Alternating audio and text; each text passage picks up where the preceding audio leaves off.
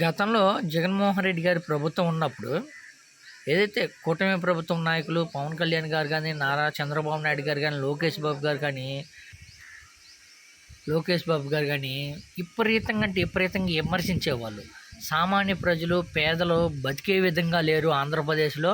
మొత్తం నిత్యావసర సరుకులు మొత్తం పెరిగిపోయాయి, విపరీతంగా పెరిగిపోయాయి. బాదుడని ప్రతి సభలో ఎక్కడికి పోయినా, మీటింగ్ పెట్టిన సభల్లో కానీ బాదుడు జగన్మోహన్ రెడ్డి గారు సామాన్య ప్రజల మీద బాదుడు మొదలుపెట్టి పెట్టారు. కరెంటు బిల్లు పెంచేశారు, అదేవిధంగా నిత్యావసర సరుకులు పెంచేశారు, పెట్రోల్ ధరలు పెంచేశారు, మద్యం ధరలు పెంచేశారు, అన్నీ పెంచేశారు. విపరీతంగా పెంచేశారని విపరీతంగా ప్రచారం చేసేవాళ్ళు. సామాన్య ప్రజలు, పేదలు బతికే విధంగా లేదు ఆంధ్రప్రదేశ్లో అనే విధంగా ప్రచారం చేశారు.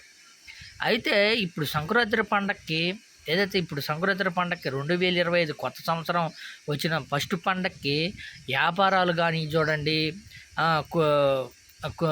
బడుగు బలహీన పేద వర్గాలు చూడండి, ఎక్కడ చూసినా సరే అంత సంక్రాంతి పండగ అంత సందడి అయితే కనిపించలేదనే చెప్పుకోవచ్చు. ఇదే విధంగా కిరాణా షాపుల్లో కానివ్వండి, బట్టల షాపుల్లో కానివ్వండి, ఎక్కడ గతంలో జరిగిన వ్యాపారం కానీ ఇప్పుడు జరగటం లేదని చాలామంది కొన్ని షాపులను కానీ అడిగితే గతంలో జరిగినంత వ్యాపారం ఇప్పుడు లేదు, వ్యాపారం మొత్తం డల్ అయిపోయాయి, జనాలు కానీ సంక్రాంతి పండగ అంత ఘనంగా చేసుకోవడం లేదు అనే విధంగా చెప్పుకుంటున్నారు. ఎందుకంటే గతంలో జగన్మోహన్ రెడ్డి గారు ఉన్నప్పుడు ఏదైనా ఏదో ఒక రూపంలో, పథకాల రూపంలో జగన్మోహన్ రెడ్డి గారు ప్రజలకి పథకాలు అందించేవాళ్ళు. కానీ కూటమి ప్రభుత్వం వచ్చినాక ఆ పథకాలన్నీ పక్కకు పెట్టేశారు.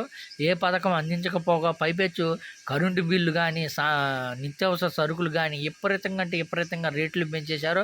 పైపెచ్చు మద్యం రేట్లు కానీ విపరీతంగా తగ్గిస్తాము, నాణ్యమైన మందు అందిస్తాము, రేట్లు తగ్గిస్తామన్నారు. కానీ గతంలో ఎలా ఉందో, గతంలో రేట్లు ఎలా ఉన్నాయి, ఇప్పుడు అదే రేట్లు కొనసాగిస్తూ ఉన్నాయి. అదేవిధంగా ఇప్పుడు కిరాణా షాపులు కానీ, నిత్యావసర సరుకులు కానివ్వండి, లేకపోతే బట్టల షాపులు కానివ్వండి గతంలో కలకలలాడేవి. కానీ గత కొంతకాలంగా మొత్తం వ్యాపారస్తులు కానివ్వండి మొత్తం డీలా పడిపోయారని చెప్పుకోవచ్చు. మొత్తానికైతే కూటమి ప్రభుత్వం వచ్చిన తర్వాత వ్యాపారస్తులకి, సామాన్య ప్రజలకి అందరికీ ఇబ్బందులు కొనసాగుతున్నాయని చెప్పుకోవచ్చు.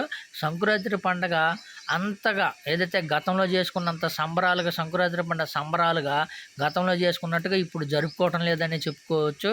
గతంలో అంటే అన్ని పథకాల మీద జగన్మోహన్ రెడ్డి గారు ఏదో రూపంలో అందించేవారు. అదేవిధంగా రైతులకు కానీ ఆర్థిక సాయం కానీ, రైతు భరోసా కానివ్వండి, అన్ని విధాలుగా రైతులకు కానీ అండగా ఉండేవాళ్ళు.